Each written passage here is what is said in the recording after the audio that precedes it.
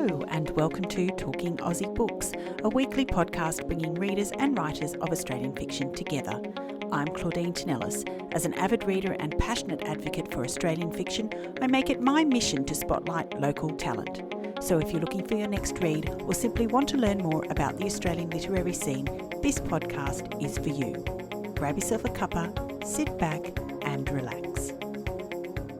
This episode is brought to you by HarperCollins Publishers Australia. Well, listeners, it's another day and another chance to speak to an award-winning Aussie author. Today, it's Veronica Lando. Veronica is a crime writer who burst onto the Australian literary scene a couple of years ago when her then unpublished manuscript won the 2021 Banjo Prize. That manuscript, called The Whispering, was published by HarperCollins in 2022 to much critical acclaim. Earlier this month, Veronica's second book, The Drowning Girls, was published.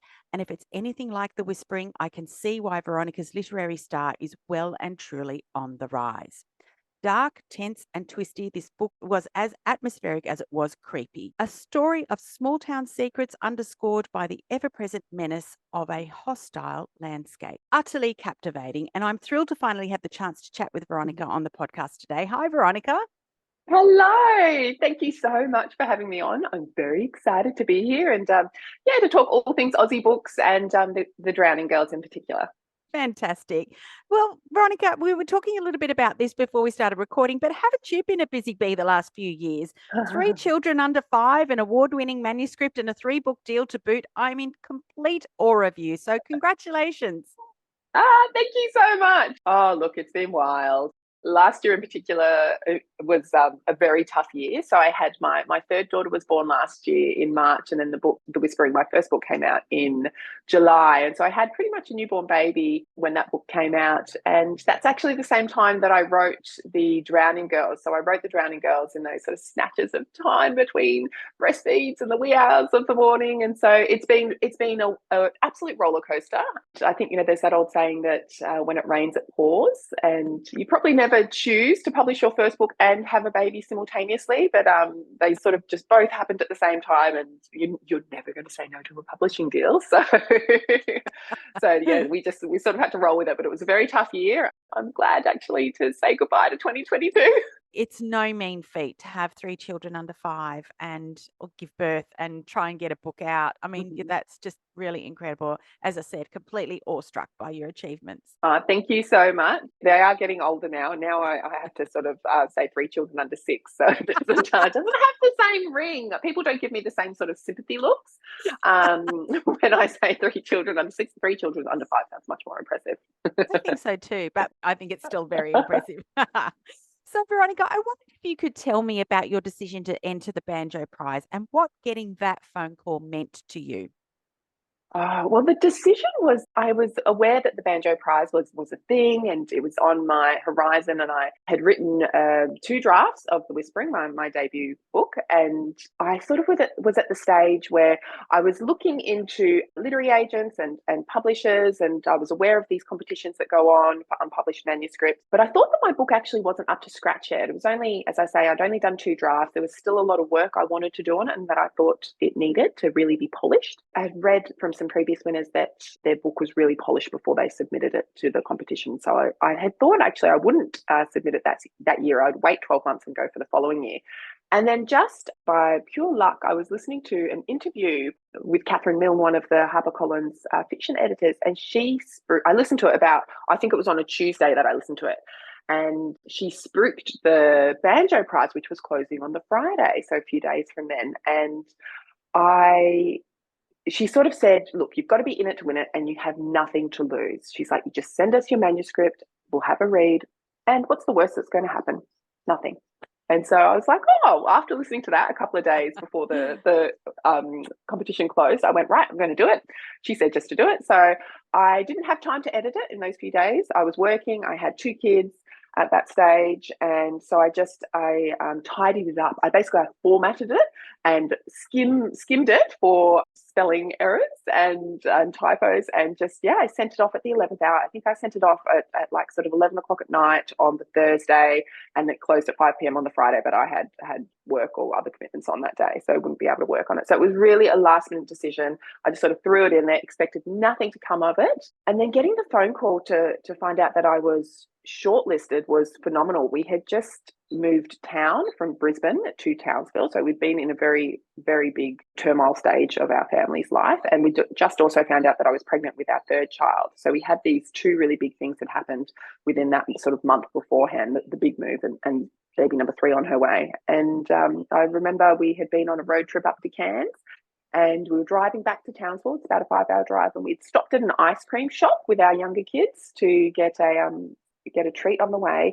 And I was in the car park by myself at the ice cream shop. I will always remember it. And I listened to the voicemail, which I had missed because I was driving, so I hadn't answered the phone when they had called. So I was listening to this voicemail, and it was the lady that is now my publisher, Anna Baldinger, who's glorious in every possible way. And she was just saying that I had been shortlisted for the Banjo, that they loved the whispering. And she said all these delightful things that no one had ever said about my writing. And it was such a validation of what I had been doing for years. You know, when the kids go to bed and I would just write away. It was just so sort of comforting and exciting to hear that there was something in it. And I must have been jumping around the car park because this couple stopped on their way back to their car and actually asked me if I had won the lotto. And I was like, oh, I was like, no. At the time I was like, no, it's much more exciting. I wrote a book and there's a publisher and she likes it. And they sort of nodded along. They didn't quite get the sort of, how big the situation was. So it was the most delightful voice message. It was a voice message. And then I called her back and we had a wonderful chat. Oh, I think that is just the best story. Actually, it's not unlike Januka Mackenzie's story, the previous Banjo Prize winner, who told me that she also got a voicemail message from Anna Baldinger. That was hilarious. The beauty of the voicemail message is you can save it and re-listen to it and make all your family and friends listen to it. Indeed. Oh, kudos to you. So, Veronica, how has winning the Banjo changed your life? Oh, it's hugely, absolutely hugely. It sort of transitions you from being someone who writes in secret and writes very much as a hobby. It's considered a hobby, even if you are aiming to get published and you're taking yourself seriously. It moves you from that realm to being a published author who has contracts and deadlines. And you are then happy to tell everyone, all your friends can know now that you write, and it's not something you just secretly do that only your partner knows about. It's a real confidence boost. It gives you that validation that this actually is worth it, and all the hard work and the hours and then late nights that you've been putting in have paid off.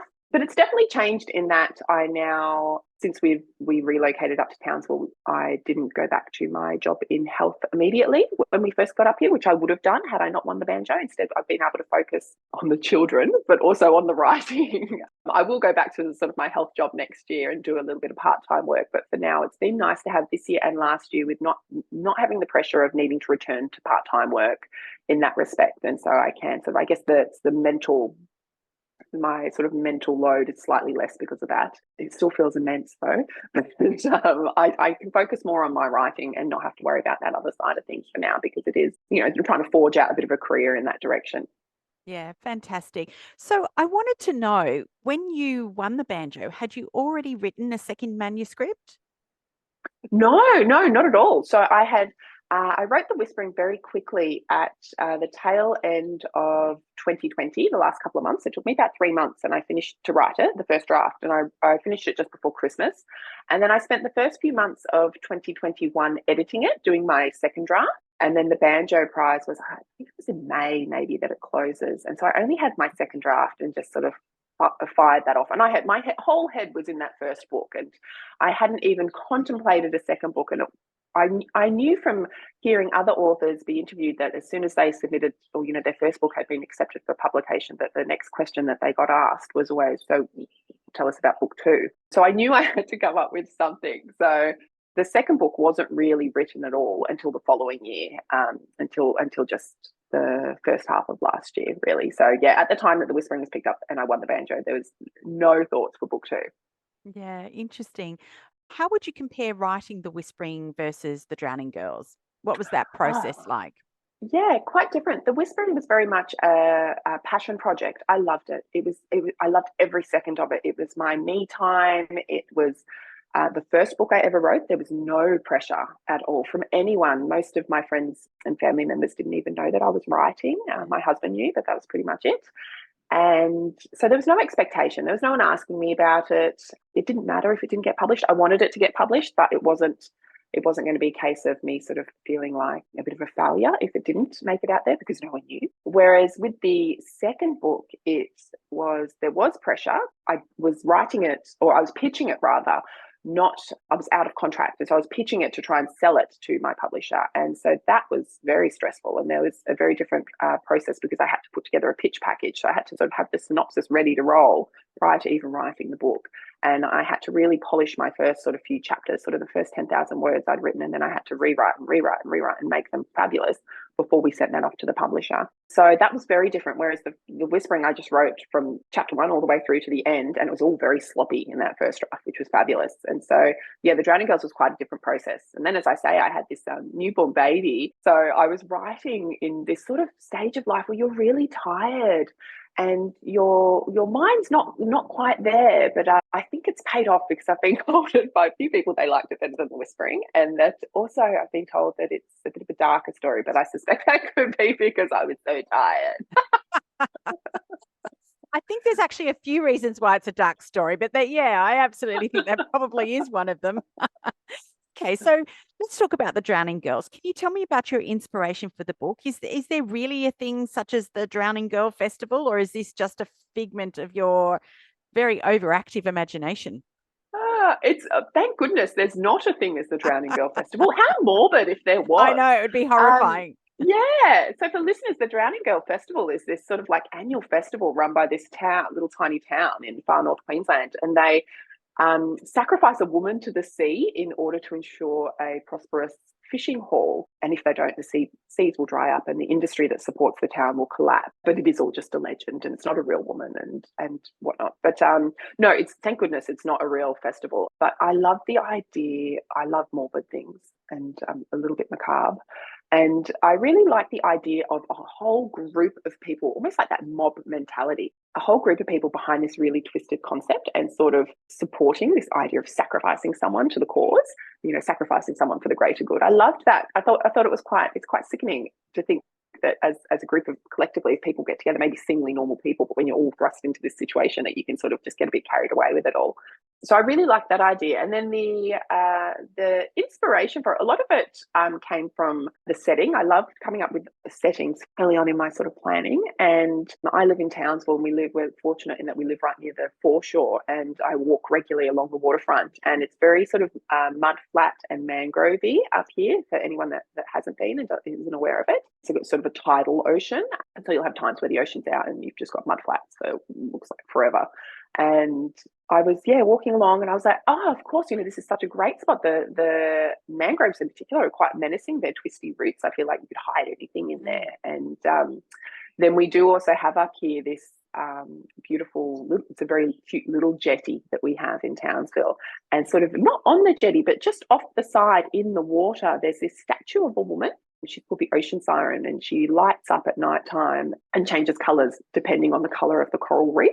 And I was watching her one night. I was sitting on the grass watching where the jetty is and watching the statue change colours. And I just had this image of the jetty with the woman perched at the end. And I thought she can be the drowning girl. Yeah, it sort of all stemmed from that. So very much a lot of the inspiration came from my hometown of Townsville and just the general sort of the setting around here and the landscape around here. Yeah, fascinating. Absolutely fascinating. Okay, so for those who haven't read it yet, can you tell us a little bit more about the story? Yeah, so the story follows Nate, who is a disgraced school teacher. He's in a little bit of trouble down south and he heads reluctantly up north to the tiny fishing town of Port Flinders. And he's gone up there to fill in the supply teaching role for the first term at the little primary school. And he arrives right on the cusp of Port Flinders' annual Drowning Girl Festival. Not too long after he arrives, the body of a real woman actually washes up on the shore. And so while the Drowning Girl Festival is really about sacrificing a fake woman. It's all just a gimmick and a legend. After this woman actually shows up drowned, Nate starts to wonder if there's a little bit of truth behind the legend, or wonders what's going on. It all looks a little bit suspicious, and he finds out that he has a little bit of a connection to the woman, and so he feels really compelled to find out what's happened to her, because no one seems that concerned. The authorities aren't that concerned as to what's gone on. It's that she's being deemed as probably being drunk and just sort of fallen off the jetty, and she's drowned, unfortunately, and let's all just wipe our hands clean of her. And Nate does a little bit of digging and starts to sort of look into things, and he finds this quite unsettling truth that there's been a number of deadly accidents over the years. So there's been quite a lot of deaths in years past, and he finds that they're actually all women that have died, and they've all drowned, during the time of the festival in rather suspicious circumstances. And so Nate finds himself wondering if perhaps there are some people in Port Flinders that do actually believe in the legend of the drowning girl and do think that a woman does need to be sacrificed in order to ensure this sort of prosperous year of fishing ahead. And if perhaps maybe there's someone that is taking the sacrifices into their own hand. What an incredible and unique story. I really was marveling at your skill in writing this story and weaving all of these different threads into the narrative. It got me thinking about fishing towns, which are historically superstitious or perhaps overly reliant on higher powers for good fishing and the safety of their fishing fleet. I mean, you don't need to look very far to uncover annual blessings of the fleet ceremonies throughout the world for this very purpose.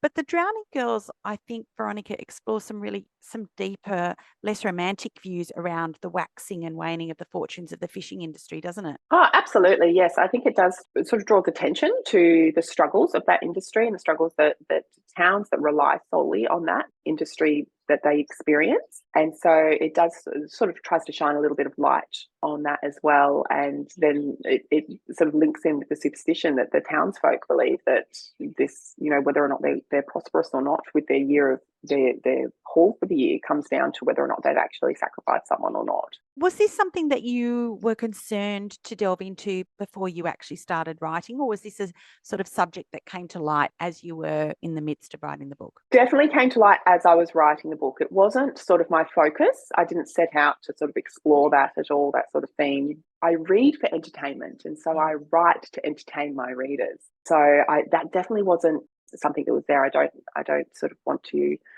try and be sort of didactic in my writing at all. And yeah, it was something that it was as I was writing and well into the book that I was like, oh, actually, we're talking, a lot about things that actually are a real issue for a lot of small towns and businesses, and there's a real reliance on this industry. So yeah, that definitely came to light with the writing of the book. It wasn't a planned theme. Yeah. So to that end, did you do any particular research to bring this issue to light on the page? I did do some. It was mostly done just with good old Google, but I found myself looking into really what things can affect the fishing industry and what can make for a bad haul. A lot of environmental factors, and what environmental factors might lead to it. So there was a little bit of research done, and it was quite odd because it was research I hadn't planned on as I was writing. I was like, oh, this is a really strange area for me to be personally for me to be researching. It felt quite odd, but definitely yes, I had to. I don't really understand the industry. I didn't understand the industry that well, and so as I was writing and these sort of story elements were cropping up, I was like, oh, I don't actually know what I'm doing here. So I'd have to jump online and have a little bit of a dig around. The life of a crime writer, right? Yes. One of the nicer things I've researched, though, you do find yourself Googling some really, really morbid and twisted things. I bet. Veronica, you paint a pretty somber picture of life in Port Flinders. The heat, the humidity, the tidal mud flats, and the claustrophobic presence of the mangroves. I mean, it's not the idyllic coastal community or pretty fishing village, is it? Not at all, no. It's not particularly pleasant up there. And I think also because they are a struggling town financially, Nate refers to them as the town that should have, fallen off the map a long time ago. So everything, unfortunately, is very sort of dilapidated and run down. And then also the environment, it's incredibly harsh. It's hot, it's humid. The water's not friendly. You can't swim in the waters up there. There's, jellyfish and crocs and all sorts of things that you need to be wary of. It would be soupy anyway if you did get in. And yes, I love a harsh environment. I love reading about harsh environments as well. And I think that can really shape your characters in particular. So they end up reacting to the environment. And because of that, it helps with driving the plot a lot. So I do like, as I think I mentioned earlier, I love coming up with my settings, but very early on in my sort of idea or planning process for a book. And I love then using that setting to shape the characters and as a result, shape the plot and to sort of really propel the story. You mentioned that you were inspired by your hometown of Townsville, but Port Flinders is obviously a fictional place. So in your mind, was it Townsville when you were writing about it, or had you kind of thought somewhere that had some characteristics of Townsville, but mostly fictional traits? No, I wasn't thinking of Townsville as I wrote it at all. I was picturing two places. So I was picturing Corumba, which is the little town up in the Gulf of Carpentaria. I want to say it's Sunset Tavern up there, where you sit and you can have your beer out on the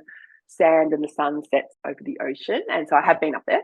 So I had that in mind, and I sort of did try and really picture a bit of a Corumba as I was writing the book. My family and I, when we moved from Brisbane to Townsville, we had driven up and we had done a very long slow drive over sort of 10 days or 2 weeks sort of thing, because we had the young children, and stopped and spent a few days in various spots along the Queensland coast. And we spent just one night at this caravan park. We had a really long drive. I can't remember where from, maybe from like Rockhampton to Bowen or something. And there was nowhere to stay except for this one place.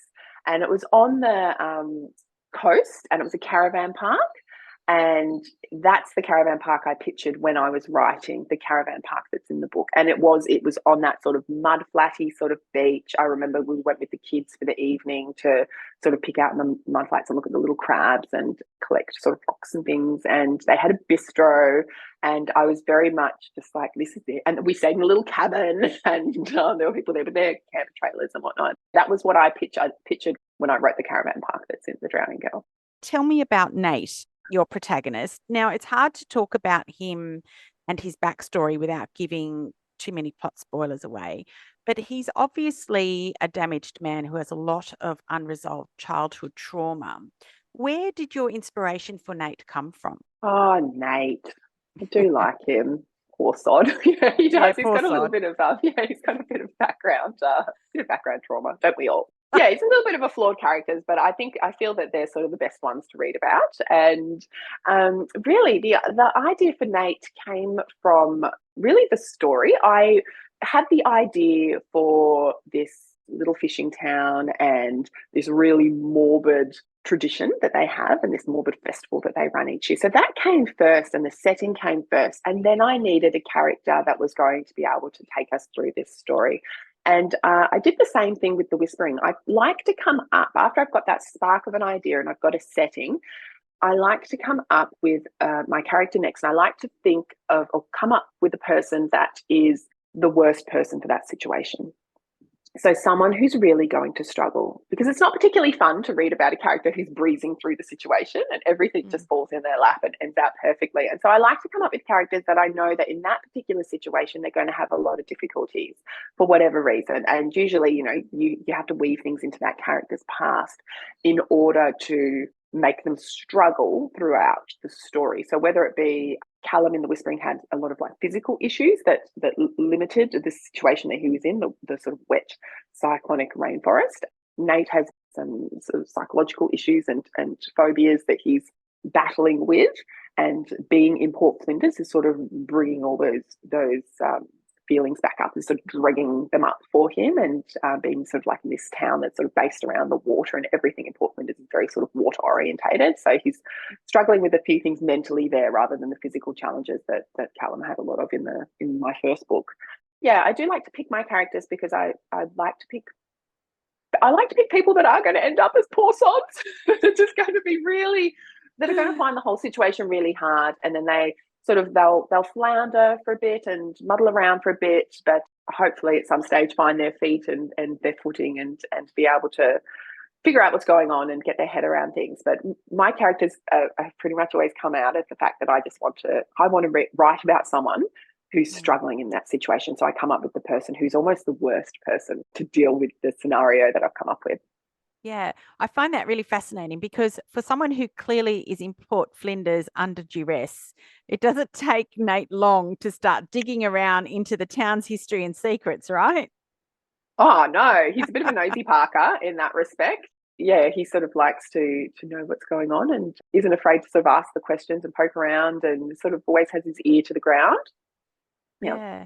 Quite brave, actually. Oh, well, thank you. Yeah, I thought he was quite courageous, despite his limitations. I thought he Yes. was quite courageous. So, Yeah. Veronica, about midway through the book, there's a plot development that literally made me go, "Wait, what?" And I had to go back and reread a couple of sections to realize what you'd done. Very clever, I must say. Which then made me wonder if you plot your books out, or whether this was a development that happened as you were writing. I am a very enthusiastic plotter. I just cohesively plot. I love it. I love it so much. So I tried to pants or just, write without a plot a few times before I wrote The Whispering. And I think I have about 3 failed novel attempts in the sort of proverbial bottom drawer. They're not even full novels. I got to about the 20,000 word mark. So I only wrote a snippet of each of these 3 books and then went, no, I don't know what's happening or where I'm going. It's not really the story I want to tell. And then I was listening to some interviews by some authors that I really admire, and they were plotters. They were all plotters. And I was like, oh, I'm going to try this plotting business. And so I plotted The Whispering and I loved it. And I actually found the process of plotting incredibly enjoyable. It's very cathartic. Like I just feel like this, I can take a big sigh at the end of it. So I plotted The Drowning Girls as well. I'm very much a plotter, and I love reading books with twists. I think a lot of us do.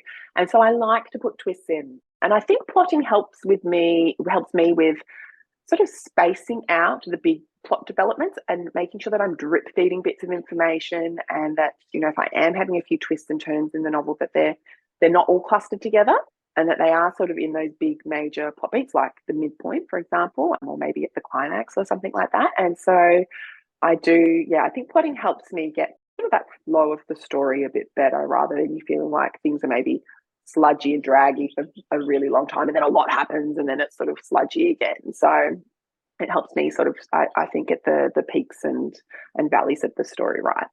Yeah, fantastic. So the ending wasn't what I imagined it was going to be at all. Hearing that you plot, you always knew how it was going to end. And did you think that that was going to be satisfying or surprising, or how did you feel about the ending? I love the ending. I love the ending. I did plot it and I planned that ending, and it was okayed by my agent. Said he really liked it, and my publisher and editors were on board with the ending. Yeah. And so it was, I think it's a bit of an unexpected ending. Not an ending that I think people are going to feel cheated or anything like that, because there's nothing worse, I think, as a reader than getting to the end and being like, what? Yeah. That's not right. So I think the sort of, the whodunit mystery is there, and is very satisfying. I think the reveal at the end for that, as to who sort of the main culprit is behind everything and what's been going on. But then there is this sort of cheeky little sort of twist right at the very end that I snuck in there, and I did always want that in there. And Yeah. I think it's something that people wouldn't have seen coming, and a bit, unexpected. Veronica, if there was one thing you would like readers to take away from this book, what would it be? Oh, that's a great question. I think it is. I wanted to write something that was a little bit fresh and a little bit different from the stock standard sort of Aussie crime novel that we see a lot of. We're very fortunate in that respect. We have a lot of fabulous crime writers that have come out of the woodworks, and everyone's capturing the landscape, the various landscapes through our country gloriously on the pages. And I wanted to write something that is a little bit different and might hopefully stand out from the crowd and sort of make people sit up and pay attention, and make people remember it. So I've gone for a landscape or a part of our country that's not overly explored in literature. I did that with my first book, also being in the rainforest. But I also love this sort of noir feeling, and this idea of, I want my readers to sit there reading the book and go, is this really happening? Do people actually believe in whatever this legend is? And is that real? Is that what's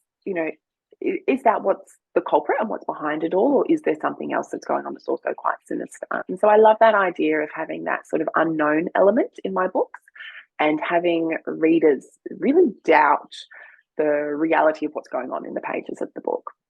I really was hoping that both my books sort of offer a bit of a fresh spin on the Australian crime genre, and they sort of add a little bit of an extra element to that. Yeah, they absolutely do. You've done a brilliant job. Veronica, as we've already mentioned, the last few years have been life-changing for you on many fronts. But are there things that you know now about being published that you didn't know before and that have surprised you? Yeah, yes, yeah, of course there are. Yeah, there's definitely things that you go, "Oh, hang on, is that how it works?"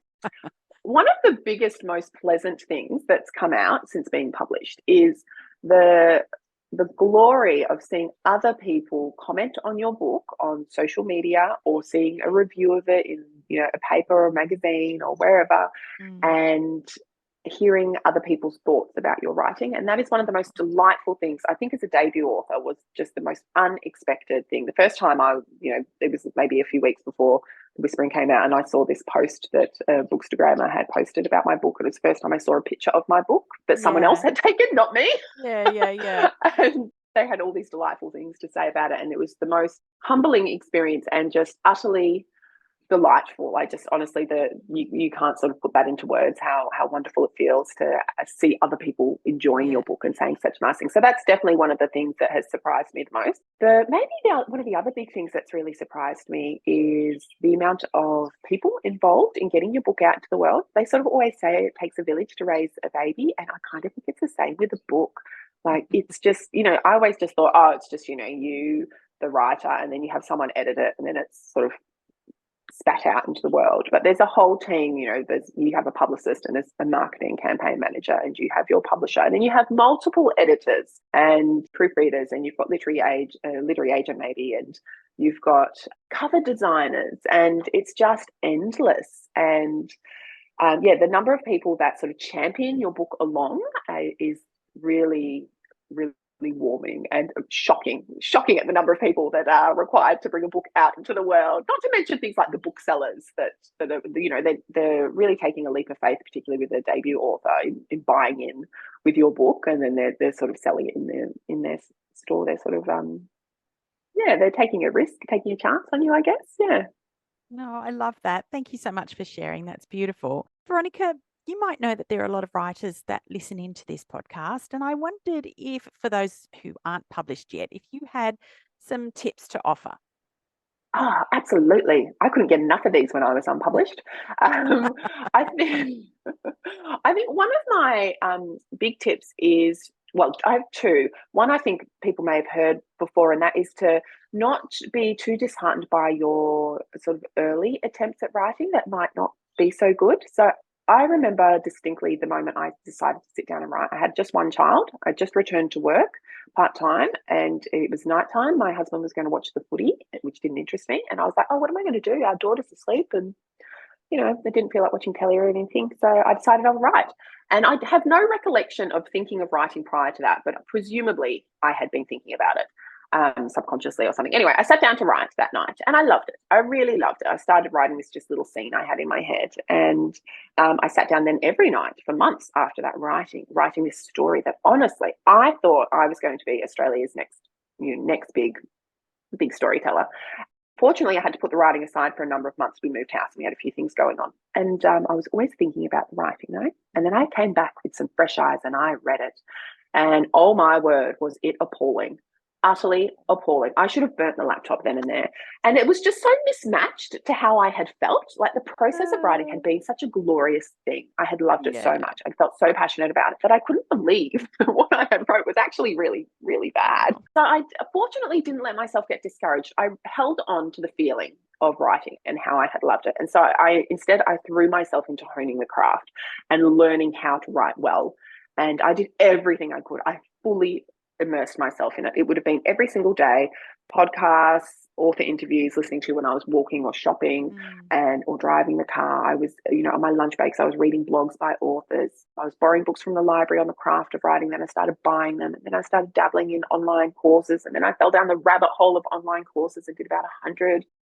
And so I think one of the big things is not to be discouraged that your early attempts are not great. I entered a lot of short story competitions that I never heard back from. So persist. If you love it, carry on. And then I think my other piece of advice is to really sort of, if you're just writing for the sake of writing because you love writing, that's okay, and continue. But I think if you really do want to get published and you want to sort of get maybe potentially have a bit of a career change with your writing, that you do need to take yourself seriously as a writer, even in those early days before you're published. And I did do that. So I set myself word targets so that I would actually get the manuscript finished within a reasonable time. I didn't want to be one of these people that took 5 or 10 years to write my first book. So I set myself this, it was 1,000-word limit every day I had to reach, and I made sure I did it, which is how I wrote The Whispering in sort of 3 months.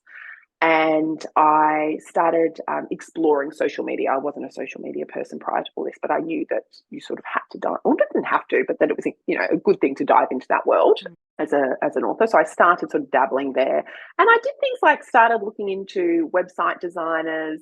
I got some professional headshots taken. And I had a very sort of Excel spreadsheet with all the different publishers and when their submission dates were, and same with the literary agents, so that I could have a bit of a plan for the future as to in March and April next year I'll be able to submit to these people, and then later on in the year this group are open so I can submit to them. And so I had a real plan. I took myself quite seriously as a writer, despite the fact that I wasn't published at the time. And so I'd really encourage people to do that rather than this sort of, I want to write a book, but I don't have the time.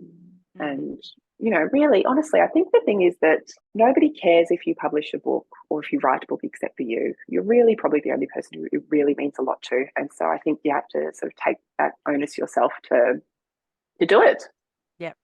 Yeah, absolutely right. And thank you so much for sharing such fabulous tips. I'm sure listeners are going to be truly interested in learning how you did it and perhaps put those tips into practice for themselves.